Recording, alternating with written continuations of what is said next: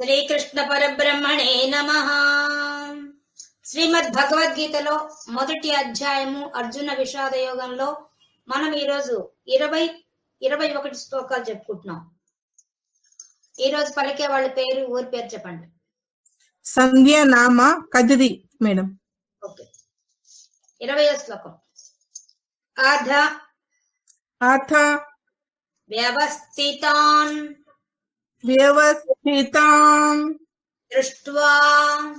దృష్ట్వా ధార్తరాష్ట్రాన్ కపిధ్వజః ప్రవృత్తే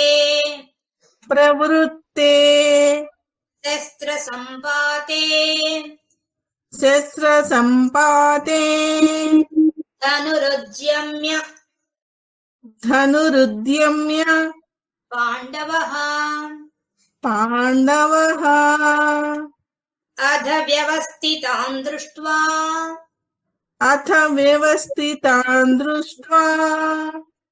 అథ కాదండి, అధ వస్తుంది. అథ వ్యవస్థితాన్ దృష్ట్వా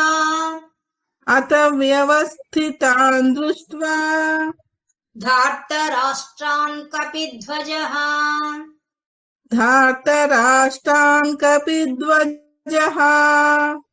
ప్రవృత్తే శస్త్ర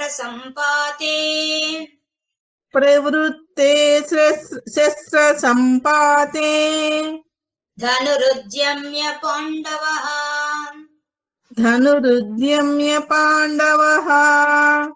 అథ వ్యవస్థితాన్ దృష్ట్వా ధార్తరాష్ట్రాన్ కపిధ్వజః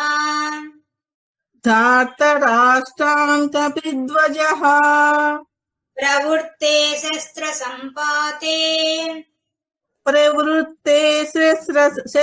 సంపాతే ధనురుద్యమ్య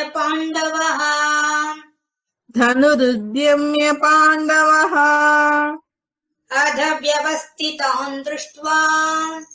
అథ వ్యవస్థితాన్ దృష్ట్వా ధార్తరాష్ట్రాన్ కపిధ్వజః ప్రవృత్తే శస్త్ర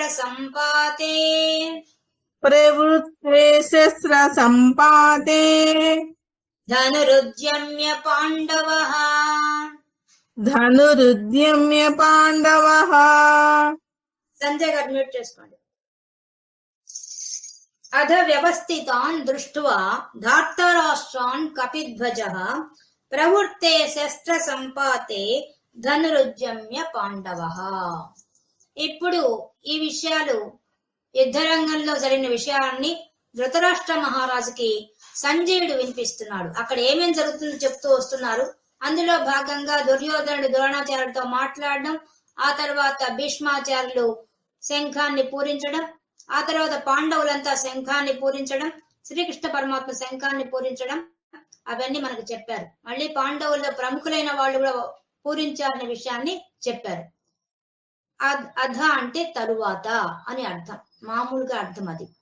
కానీ మనకు చూడండి, దుర్గా సప్తశతిలో గాని, మన లలితా శాస్త్రంలో గాని, అట సౌందర్య బిగినింగ్ లో అధ అనే మాట ఉంటుంది. అధ ఫలశ్రుతి అని మనకి లలితా శాస్త్రం ఉంటుంది. మొట్టమొదటి కూడా అధ వస్తుంది. అధ అంటే మామూలుగా తర్వాత అని అర్థం. అంటే అంతకుముందు జరిగిపోయినవన్నీ జరిగిపోయిన తర్వాత అని ఒక అర్థం. ఈ అధ అనే నామాన్ని, ఆ పదాన్ని ఎందుకు ఉపయోగిస్తారంటే మంగళవాచకంగా వాడతారు. ఏదైనా మనం కార్యక్రమం మొదలు పెట్టేటప్పుడు ఎలా వాడతారో కావ్యాలలో ఈ విధంగా మంగళ సూచకంగా అది వాడతారనమాట.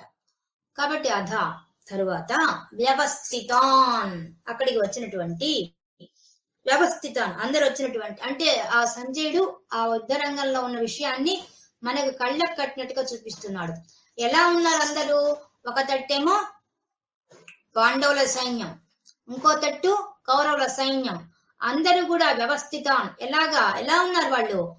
అందరూ ఏ కేటగిరీ వాళ్ళు ఎక్కడెక్కడ నిలబడినారు. అంటే రథం మీద ఎక్కేవాళ్ళు రథాలు, గుర్రాలు ఎక్కేవాళ్ళు గుర్రాలు, ఏనుగులు ఎక్కేవాళ్ళు ఏనుగులు, అలాగా అన్నిట్లో ఎక్కి వచ్చిన వాళ్ళు లేదా నడిచి వచ్చేవాళ్ళు, అలా రకరకాలుగా ఉంటారు కదా, వాళ్ళందరినీ ఏ విధంగా ఉంచాలో, ఏ ప్రాంతంలో ఎవరు నియమించాలో వాళ్ళందరినీ నియమించేశారు ఆ భగవంతుడు.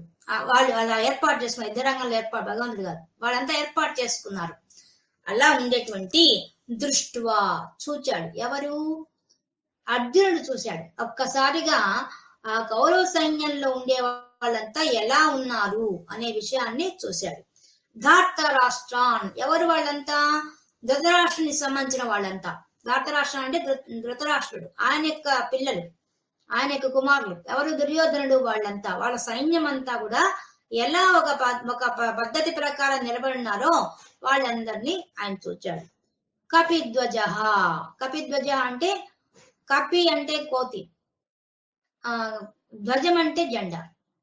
ఆ అర్జునుడి యొక్క రథం మీద ఏముందంటే ఒక జెండా ఉంది. ఆ జెండా మీద ఎవరున్నారంటే ఆంజనేయ స్వామి ఉన్నారు. అందువల్ల ఆయన్ని కపిధ్వజుడు అని చెప్తున్నారు. ఆ యొక్క జెండా అది కలిగి ఉన్నది. ప్రవృత్తే శస్త్ర సంపాతే. ప్రవృత్తే ప్రారంభిస్తున్నారు, యుద్ధాన్ని ప్రారంభించడానికి సిద్ధంగా ఉన్నారు. ఎందుకంటే మంగళవాద్యాలు అయిపోయినాయి. ఒక పక్క శంఖాలు పూరించారు, తప్పెట్లు, తాళాలు, డోళ్లు, బూరెలు అన్ని వాయించేశారు, అయిపోయింది. కాబట్టి ఇప్పుడు యుద్ధానికి అందరూ శస్త్ర సంపాదే, శస్త్రములు అంటే వాళ్ళు వేసే ఆయుధాలని పట్టుకొని సిద్ధంగా ఉన్నారు యుద్ధం చేయడానికి. అందరు సిద్ధపడిపోయారు. అటు కౌరవ సైన్యం గాని ఇటు పాండవ సైన్యం గాని అందరూ యుద్ధం చేయడానికి సిద్ధమైపోయారు. ధనురుద్యమ్య పాండవ. పాండవ రాజు కుమారుడు ఆ అర్జునుడు కూడా ధనురుద్యమ్య, ధనుస్సు, ఆ ధనుస్సుని ఉద్యమ్య, యుద్ధం చేయడానికి తగినట్టుగా దాన్ని అలర్ట్ గా పట్టుకున్నాడు. ఆ ధనుస్సుని పట్టుకున్నాడు. ఆయన కూడా పట్టుకున్నాడు అని చెప్తున్నారు ఈ శ్లోకంలో. ఇప్పుడు ఈ శ్లోకంలో చెప్తున్న విషయం ఏంది? అందరూ శంఖాలు పూరించి అయిపోయిన తర్వాత పాండవ కుమారుడు అర్జునుడు ఒక్కసారి ఆ ధృతరాష్ట్రుని యొక్క సైన్యాన్ని ఒక్కసారి చూశాడు. చూచాడు. చూసినప్పుడు వాళ్ళందరూ ఏ స్థానంలో ఎవరెవరు ఉండాలో అందరూ ఉన్నారు. అటువంటి సైన్యాన్ని ఈయన మళ్ళీ స్పెషల్ గా ఈయన రథం మీద ఏముంటుందో కపిధ్వజ అని చెప్పారు. ఎవరికి? అర్జునుడికి. కపిధ్వజం ఉండే రథం ఉండేటువంటి ఆ పాండురాజు కుమారుడైన అర్జునుడు చూచాడు. ఏం చూచాడు? కౌరవ సైన్యం అంతా ఎవరి స్థానాల్లో వాళ్ళు నిలబడి ఉండేదాన్ని చూచాడు. అది మొత్తానికి అర్థం శ్లోకం మొత్తానికి. అంటే ఇంక యుద్ధానికి అందరూ సిద్ధపడ్డారు. తను కూడా సిద్ధపడుతూ ధనుసు పట్టుకున్నాడు ఒక్కసారిగా. అది పైనుండే అర్థం. ఇంకా మనం లోపలికి పోతే అర్థం అనే విషయం మీకు చెప్పేశాను. దాంట్లో మంగళ సూచకంగా వాడతారు ఆ పదాన్ని. తరువాత అని మీనింగ్ వస్తున్నది. వ్యవస్థిత అని కూడా చెప్పేశాను. ఎక్కడెక్కడ సైన్యం అంతా నిలబడి ఉంటారు, ఏ ప్రాంతాలు నిలబడి ఉంటారో అలా నిర్ణయించేస్తున్నారు. ధార్త రాష్ట్రాన్ని దృష్టివా అంటే చూచాడు. ఆ సైన్యాన్ని మొత్తాన్ని, ఆ కౌరవ సైన్యాన్ని మొత్తాన్ని చూచాడు. ఎవరిది? ధార్త రాష్ట్రాన్, ధృతరాష్ట్రుని యొక్క కుమారులైనటువంటి ఆ కౌరవుల సైన్యాన్ని, దుర్యోధనాది సైన్యాన్ని చూచాడు. కపిధ్వజ, ఈ పదం కావాలి మనకి. కపిధ్వజ అదెందుకు? ఆంజనేయ స్వామి ఆయన జెండా మీద ఎందుకు ఉన్నాడు? ఈ ప్రశ్న రావాలి. ఆంజనేయ స్వాముడు రామాయణ కాలం నాటి వాడు కదా. భారత కాలంలో ఉండే అర్జునుడి యొక్క రథం మీద, జెండా మీద అందులో ఉండడం ఏంది అని మనకి సందేహం వస్తుంది. దానికి అర్థం ఏంటంటే, అరణ్యవాసంలో పాండవులు అరణ్యవాసం చేసే సమయంలో వాళ్ళు ఎక్కడ టైం వేస్ట్ చేసుకోలేదండి. పాండవులు మాత్రం చాలా తెలివిగా వాళ్ళు ఏం చేశారంటే, ధౌమ్యుడు అనే ఒక పురోహితుని పెట్టుకొని వాళ్ళు అన్ని రకాల తీర్థయాత్రలు చేశారు. ఎక్కడెక్కడ ఋషులు తపస్సు చేశారో, పవిత్రమైన ప్రదేశాలు ఉన్నాయో, పవిత్ర జలాలు ఉన్నాయో అక్కడికంతా వాళ్ళు ప్రయాణం చేశారు, వెళ్ళారు. మధ్యలో అర్జునుడు మాత్రం పాశుపతాస్త్రం కోసంగా ఆయన తపస్సు చేశాడు. మళ్ళీ ఆయన ఆ పాశుపతాస్త్రం సంపాదించిన తర్వాత దేవలోకానికి పోయి అక్కడుండే రాక్షసులను సంహరించాల్సి వచ్చింది ఆయన. అది కూడా చేశాడు ఆయన. ఏ విధంగానూ వాళ్ళు మేము అరణ్యం పాలైపోయామే, మా దుస్థితి ఇలా అయిపోయింది అని ఏడుస్తూ కూర్చోలేదు. ధైర్యంగా వాళ్ళు తమకిచ్చిన అవకాశంగా భావించి వాళ్ళు సద్వినియోగం చేసుకున్నారు కాలాన్నంతా కూడా. ఆ విధంగా అంత గొప్పవాళ్ళు పాండవులు. అలా ఒకసారి వాళ్ళు తీర్థయాత్ర చేస్తుండగా గంధమాదన పర్వతం దగ్గరికి వస్తారు. వచ్చినప్పుడు ఆ సమయంలో భీముడు ద్రౌపది విహరిస్తూ ఉంటారు. విహరిస్తున్నప్పుడు అక్కడికి సౌగంధిక పుష్పం, ఒక పువ్వు, అది పెద్ద పువ్వు అనమాట. ఆ పువ్వు చాలా వాసనగా ఉంటుంది. అది వచ్చి వాళ్ళ దగ్గర పడుతుంది. ఆ వాసన చాలా అద్భుతంగా ఉంటుంది. ఆ పువ్వు చాలా అందంగా ఉంటుంది. అది ద్రౌపది చూడంగానే ఆకర్షితురాలైపోతుంది. అబ్బా చాలా బాగుంది పువ్వు, ఎంత వాసనగా ఉందని చెప్పి ఆ పువ్వు ఆమె తీసుకొని భీముడితో అంటుంది. ఇది ఆ పువ్వు ఎక్కడి నుంచో ఎగురుతూ వచ్చింది, రేకులు రాలిపోతున్నాయి, ఎంత బాగుంది, కానీ పోయినా కూడా వాసన చాలా బాగుంది అని చెప్పి ఆమె చేతిలో తీసుకొని, అది నేను ధర్మరాజు గారికి ఇస్తాను, నాకు ఇంకొంచెం పూలు తెచ్చి ఇవ్వగలవా అని భీముడిని అడుగుతున్నమాట. అప్పుడు భీముడు అయ్యో అడిగితే నేను చేయకుండా ఉంటానని చెప్పి ఆయన వెంటనే ఆ పూలు తేవడానికి కోసంగా బయలుదేరతాడు. ఏ దిక్కు నుంచి అయితే ఆ పువ్వు వచ్చిందో ఆ దిక్కుగా ఆయన ప్రయాణం చేస్తాడు.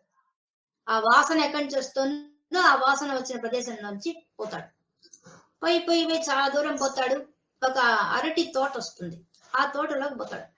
ఆ తోటలోకి అడుగు పెట్టంగానే అక్కడ మనకు ఆంజనేయ స్వామి చిరంజీవి కదా, ఆయన అక్కడ తపస్సు చేసుకుంటుంటాడు. ఆయన అప్పుడే కనిపెట్టేస్తాడు ఇక్కడికి భీముడు వస్తున్నాడు అని చెప్పేసి. కానీ ఆయన పోయే కార్యక్రమం చాలా కష్టమైంది. అంటే అది యక్షుల ఆధీనంలో ఉండే ఒక సరస్సులో ఉండే పువ్వులవి. దాన్ని ఎవరు వాళ్ళు ఒప్పుకోరు తీసుకుంటే. కాబట్టి ఇతన్ని మాన్పిద్దాము, వద్దని చెప్దాము, లేదా ఆయన పోయే మార్గం సవ్యమైన మార్గం కాదు. అక్కడ దారిలో రాక్షసులు అందరూ ఉంటారు.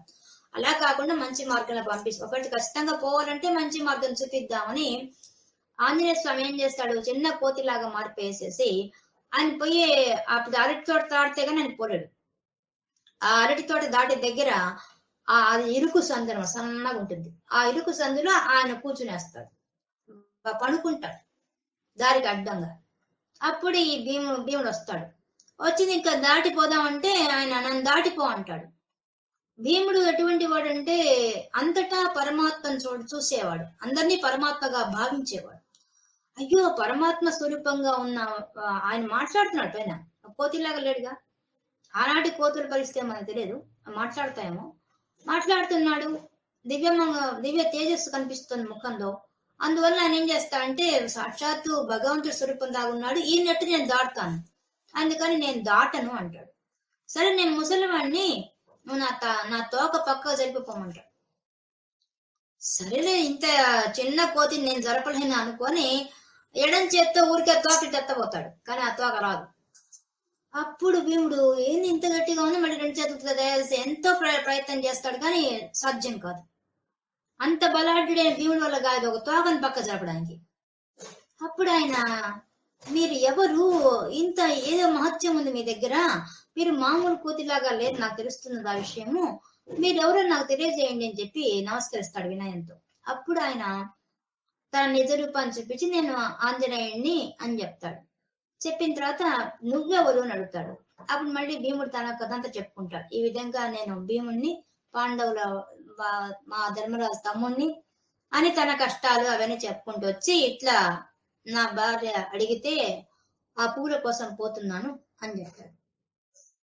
అప్పుడు వాళ్ళిద్దరికి చాలా సంభాషణ చాలా జరుగుతుందండి భారతంలో. కొద్దిసేపే ఇంకా చాలాసేపు జరుగుతుంది.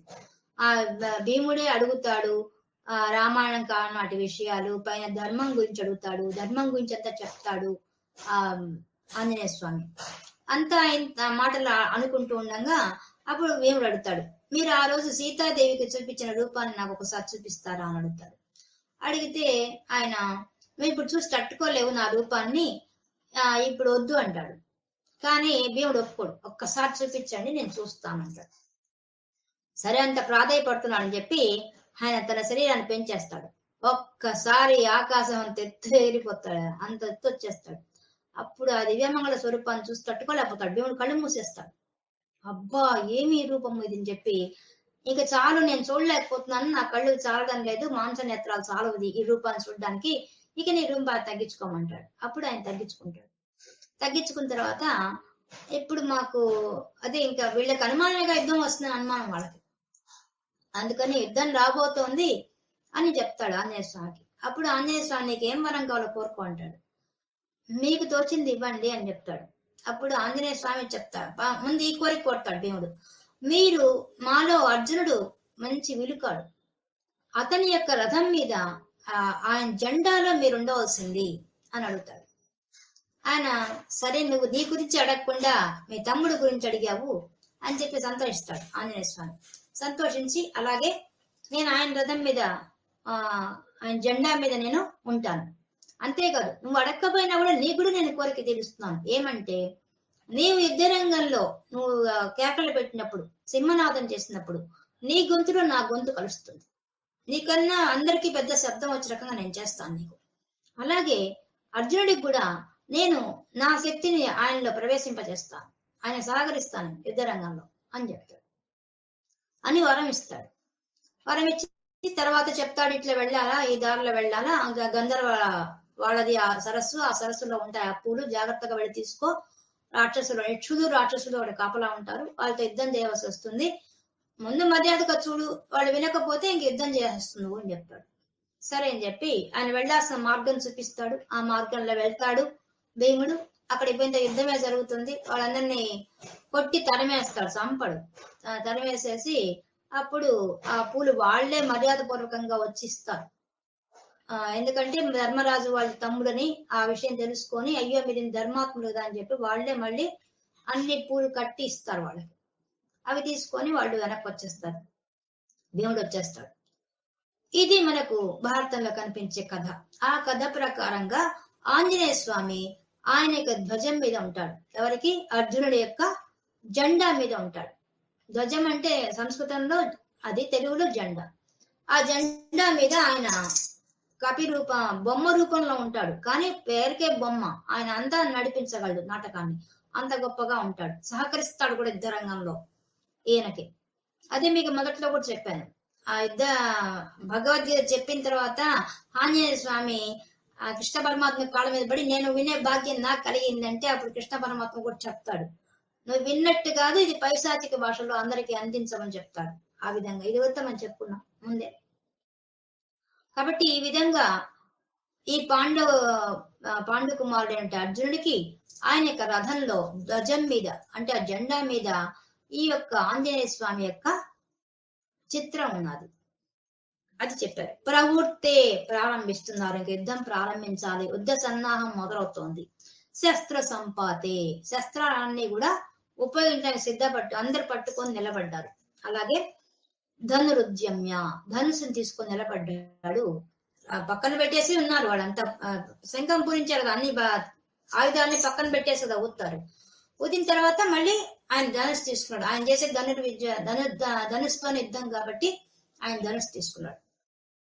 పాండవ, ఈ విధంగా అర్జునుడు ఆ ధనుసు తీసుకొని నిలబడ్డాడు అని ఈ శ్లోకాన్ని పూర్తి చేశారు. ఇక 21వ శ్లోకం ఎవరు పెడుతున్నారు? ప్రమిళ మేడం. ప్రమీల మేడం. శ్రీ మాత్రే నమః మేడం. నా పేరు ప్రమీల, అనంతపురం అండి. సరేనా? Okay madam. హృషీకేశం తదా వాక్యం, ఋషికేశం తదా వాక్యం సున్నా పెట్టుకోండి. Okay madam. మీ పోయి ఈ వస్తుంది. ఇదమాహ మహీపతే, ఇదమాహా మహీపతే, హృషీకేశం తదా వాక్యం, ఋషికేశం తదా వాక్యం, ఇదమాహ మహీపతే, ఇదమాహా మహీపతే, హృషీకేశం తదా వాక్యం, ఋషికేశం తదా వాక్యం, ఇదమాహ మహీపతే, ఇదమాహా మహీపతే. అర్జున ఉవాచ, అర్జున ఉవాచ, సేనయోరుభయోర్మధ్యే, సేనయోరుభయోర్मध्ये రథం స్థాపయమేచ్యుత, రథం స్థాపయమేచ్యుత. అర్జున ఉవాచ, అర్జున ఉవాచ, సేనయోరుభయోర్मध्ये సేనయోరుభయోర్मध्ये రథం స్థాపయమేచ్యుత. రథం స్థాపయమేచ్యుత. అర్జున ఉవాచ అర్జున ఉవాచ సేనయోరుభయోర్मध्ये సేనయోరుభయోర్मध्ये రథం స్థాపయమేచ్యుత. రథం స్థాపయమేచ్యుత. ప్రమీల గారు మ్యూట్ చేసుకోండి. Okay madam. ఋషికేశం తదా వాక్యం ఇదమాహ మహీపతే. మహీపతే ఆ సంజయుడు చెప్తున్నాడు, ధృతరాష్ట్ర మహారాజుతో చెప్తున్నాడు, ఓ ధృతరాష్ట్ర మహీపతే, భూమికి రాజు అయినటువంటి ఓ ధృతరాష్ట్ర మహారాజా, ఋషికేశం తదా వాక్యం, ఆ తరువాత ఆ సమయంలో, ఏ సమయంలో, అందరూ యుద్ధానికి సిద్ధంగా ఉన్న ఆ సమయంలో, ఇంకా ఏ సమయంలో, ఆ శంఖాలు అన్ని పూరించి అయిపోయిన తర్వాత జరిగే సమయంలో, ఆ యుద్ధానికి అందరూ సిద్ధంగా ఉన్న సమయంలో, ఋషికేశం ఋషికేశుడు ఆ పరమాత్మ శ్రీకృష్ణ పరమాత్మతో ఇదం వాక్యం, ఈ విధంగా వాక్యం మాటల్ని ఆహా పలుకుతున్నాడు. ఎవరు? అర్జున ఉవాచ, అర్జునుడు పలుకుతున్నాడు. ఆ ఋషికేశుడితో ఆ సమయంలో, తదా అంటే ఆ సమయంలో, వాక్యం ఇదం ఆహా, ఆహా అంటే చెప్పడం మొదలు పెట్టాడు. తను మాట్లాడాలనుకున్నాడు అర్జునుడు, దాన్ని పలకడానికి సిద్ధపడ్డాడు. మహీపతే, ఓ ధృతరాష్ట్ర మహారాజా, ఈ విధంగా ఆ అర్జునుడు, ఆ కపిధ్వజుడైన వాడు, ఆ పాండవ మధ్యముడైనటువంటి వాడు, ఆ అర్జునుడు మాట్లాడడానికి ఎవరితో మాట్లాడుతున్నాట? ఋషికేశ. ఋషికేశం అంటే కృష్ణ పరమాత్మ అని అర్థం, మామూలు అర్థం అదిదా, లోపల అర్థమైంది. ఋషికములు అంటే ఇంద్రియాలు, ఇంద్రియములకు ఈశుడు, ఇంద్రియాలను నియమించేవాడు, శాసించేవాడు. ఎవరు? ఆ పరమాత్మ. మనలో ఉన్న ఇంద్రియాలన్నీ కూడా విచ్చలవిడిగా పరిగెత్తుంటాయి, వాటిని కంట్రోల్ చేసే శక్తి ఎవరికి ఉంది? ఆ పరమాత్మకే ఉంది, మనకు లేదు. కాబట్టి ఋషికేశం ఆ శ్రీకృష్ణ పరమాత్మని అడుగుతున్నాడు ఆ అర్జునుడు, అడగబోతున్నాడు, మాట్లాడబోతున్నాడు అని చెప్పారు ఈ వాక్యంలో. అర్జున ఉవాచ, అర్జునుడు పలుకుతున్నాడు. ఏం చెప్తున్నాడు? చెప్తున్నాడు ఆయనకి, ఏం చెప్తున్నాడు? సేనయోరుభయోర్मध्ये రథం స్థాపయ మే అచ్యుత. అచ్యుత అసలు పదాలు. సేనయోరుభయోర్मध्ये, సైన్యం అంతా ఉంది కదా, ఉభయం అంటే అటు పాండవ సైన్యం, ఇటు కౌరవ సైన్యం, ఈ రెండింటి యొక్క మధ్యలో రథం స్థాపయ, నా రథాన్ని పెట్టు అచ్యుత అని చెప్తున్నాడు. ఓ అచ్యుత, నువ్వేం చేయాలంటే, ఆయన పేరు చూడండి, ఋషికేశుడు, అచ్యుత, పదాలు ఎంత బాగా వాడారు చూడండి. ఇంద్రియాలను స్వాధీనపరుచుకున్నవాడు, ఇంద్రియాలను శాసించేవాడైనటువంటి ఆ పరమాత్మతో అర్జునుడు ఏమడుగుతున్నాడు? నా రథాన్ని నా యొక్క రథాన్ని తీసుకెళ్లి ఆ రెండు సేనల మధ్యలో పెట్టవయ్యా. నువ్వెవరివి? అచ్యుత. మామూలుగా కృష్ణ ఎంత పెట్టనుందా, అచ్యుత అని చెప్తున్నాడు. పదాలు పెట్టడంలోనే అంతరార్థం ఉండే రకంగా పెడుతున్నారు, అది గొప్ప విషయం. భగవద్గీతలో ప్రతి పదాన్ని వాళ్ళు సెలెక్ట్ చేసుకోవడమే ఆ వ్యాస భగవానుడు ఇంత బాగా పకడ్బందీగా సెలెక్ట్ చేసుకుంటున్నాడు. సేనయోరుభయోర్ మధ్య, ఆ సైన్యం, ఎంత సైన్యం అది? ఒక పక్క కౌరవులు 11 అక్షోహిణులు, పాండవులు 7 అక్షోహిణులు.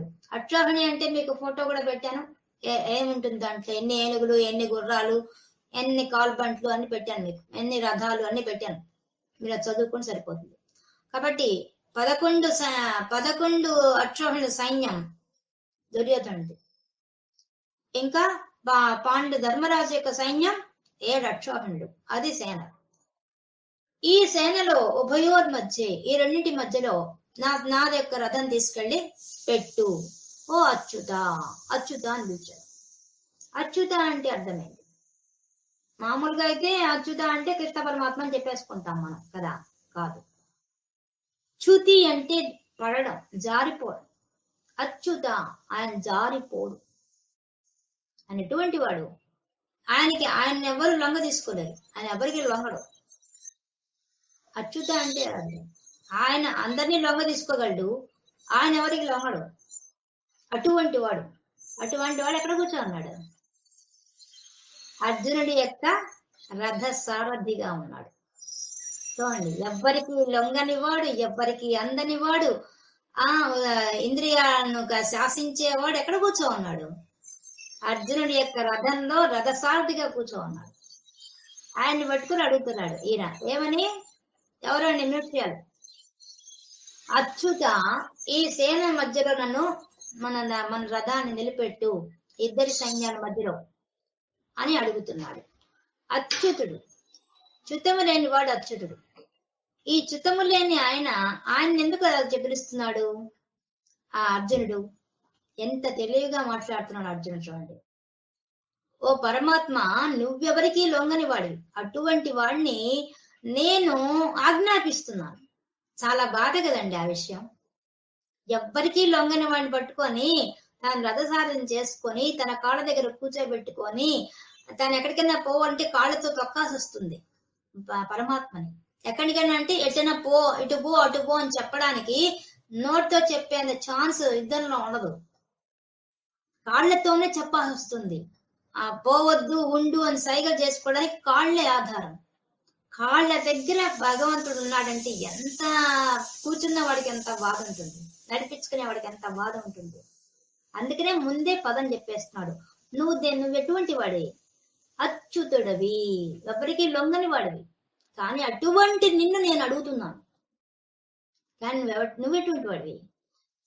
సత్య సంకల్పుడు ఆయన. అచ్యుతుడు అంటే సత్య సంకల్పుడు, సత్య కాముడు, సత్యమే ఆయన, సచ్చిత్ ఆనంద స్వరూపుడు ఆయన.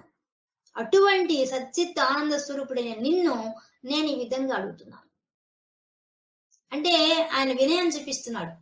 అయ్యా, నువ్వెవరికి లొంగేవాడివి కాదు, నువ్వే సత్య సంకల్పం గల వాడివి, నువ్వే సచ్చిత్ ఆనంద స్వరూపుడివి. అటువంటి నిన్ను పట్టుకొని నేను ఇక్కడ తీసుకెళ్ళమని అడుగుతున్నాను. వినయం అన్నమాట. అంటే ఇంక తప్పదు, నీవు నాకు రథసారథి అయ్యావు కాబట్టి నేను అడగక తప్పదు, నువ్వు తీసుకోబోక తప్పదు. చూడండి, పదాలు ఎంత బాగా వేశారు. ఆ పరమాత్మ ఎటువంటి వాడో చెప్పేశారు. 2 లైన్స్ 2 పదాలతో చెప్పేశాడు. ఏంది? ఋషికేశుడు, ఇంద్రియాలను తన స్వాధీనంలో పెట్టుకున్నవాడు, శాసించేవాడు. రెండోది చ్యుతి లేనివాడు, అచ్యుతుడు. ఇప్పుడు ఈ శ్లోకాన్ని కొంచెం లోతుగా గమనిస్తే మనం ఏం కనిపిస్తుంది? ప్రతిరోజు ప్రతి మనిషి మనము 3 గుణాలతో ఉంటాం. ఈ విశ్వమంతా 3 గుణాలతోనే ఉంది. సత్వగుణం, రజోగుణం, తమోగుణం.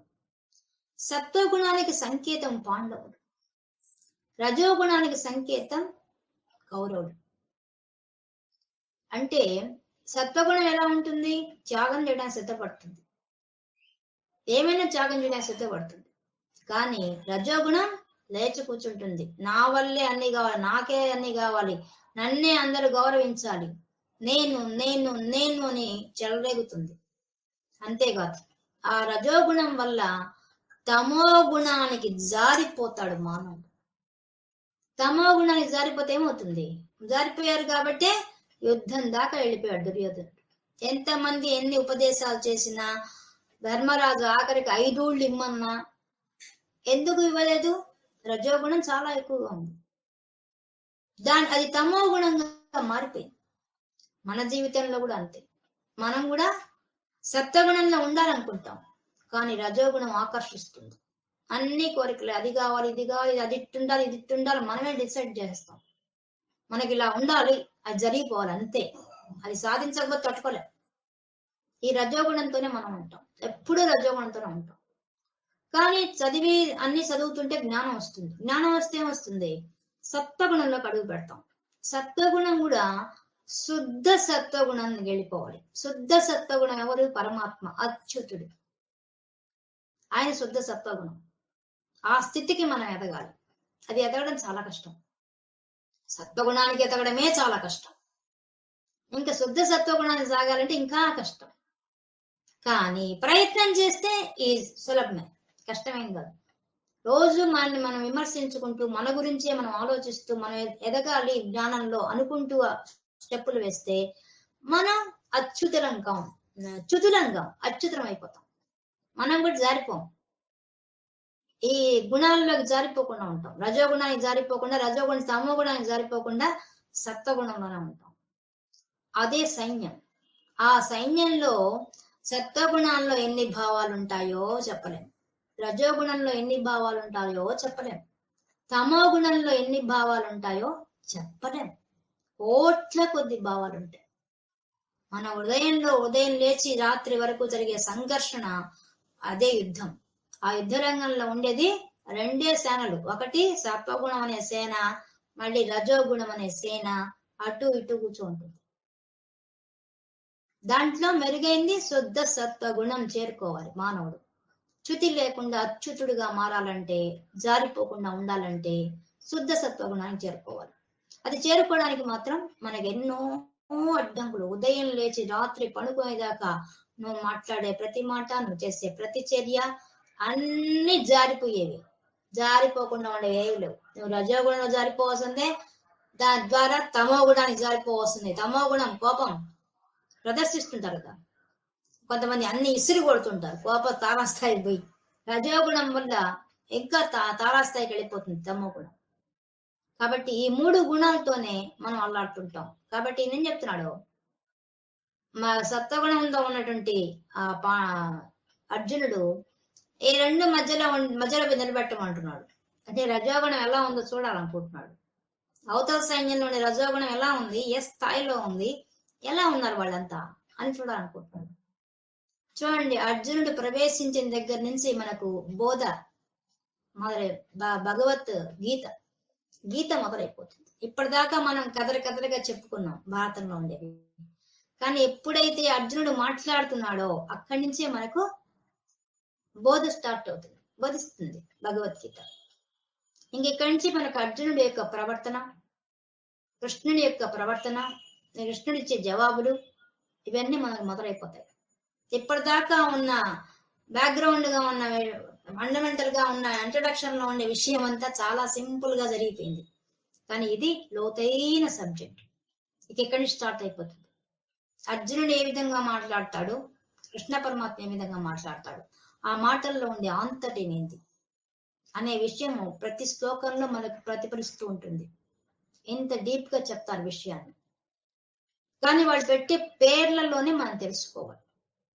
ఆ పేర్లు, కృష్ణుని పిలిచే పేర్లు కానీ అర్జునుడిని కూడా పిలుస్తాడు పేర్లు కృష్ణ పరమాత్మ. వాటిల్లో కూడా అంతరార్థం ఉంటుంది. పైకి మామూలు కనిపిస్తాయి. ఆ అర్జునుడిని పిలుస్తున్నాడు. మన ఇప్పుడు ఈ శ్లోకాలు చదివి కింద భావం చదివితే ఏమనిపిస్తుంది, ఇంతే అచ్యుతాన్ని కృష్ణుడు పిలిచాడు అనుకున్నాం. ఇప్పుడు అచ్యుత నామానికి ఎంత అర్థం ఉంది? ఎక్కడికి వెళ్ళిపోయాం మనం కింద భావాలు చదివితే ఎలా చదువుతాం? ఋషికేశుడి పరమాత్మ అని చదివేస్తాం, కృష్ణ పరమాత్మ అని చదివేస్తాం. కానీ లోపల ఉండే విషయం వేరే ఉంటుంది. పైకి పదాలు ఉంటాయి, ఆ పదాల లోపల ఆంతర్యము వేరుగా ఉంటుంది. ఇదే మన జీవితాన్ని ఈ విధంగా బోధిస్తున్నది. ఏమవుతుంది, మనం ఎన్ని తెలుసుకుంటాం చూడండి. మనకి ఇవాళ తెలిసిపోయింది సత్వగుణం, రజోగుణం, తమో గుణం. కానీ ఇంకా వివరంగా చెప్తారు. లోపలికి త్రిగుణాల గురించి ఇంకా చాలా చక్కగా వస్తుంది. అంతా ఇంకా పూర్తి విషయం వస్తుంది. ఇప్పుడు ఊకే మీకు పైన చెప్పుకున్నాం మనం. ఇంకా లోపలికి దిగి చెప్పుకోవాల్సిన విషయాలు చాలా ఉన్నాయి. సత్వగుణం, రజోగుణం గురించి, తమో గుణం గురించి కూడా. అవన్నీ మళ్ళీ మనకి లోపలికి పోయే కొద్దీ ప్రతి ఒక్క శ్లోకంలో వచ్చేస్తాయి. అలాగే ఇంద్రియ నిగ్రహం గురించి కూడా, ఇంద్రియాలు ఎలా ఆడుకుంటున్నాయి మన జీవితంలో, అవన్నిటిని కూడా భగవద్గీత వివరిస్తూ పోతుంది. ముందు ఇంకా ఎక్కువ ఉంటుంది విషయం. ఇక్కడి నుంచే మనకి ఇవాళ అర్జునుడు ప్రవేశించినప్పటి నుంచే మనకు ఈ గంభీరమైన విషయాలు మొదలయ్యాయన్నమాట. ఇది ఈరోజు మనం 21 శ్లోకాలు తెలుసుకున్నాం. రథాన్ని స్థాపయ అని చెప్పాడు, రథాన్ని నిలబెట్టమని చెప్పాడు ఉభయ సేనల మధ్య. అది అర్జునుడు చెప్పింది.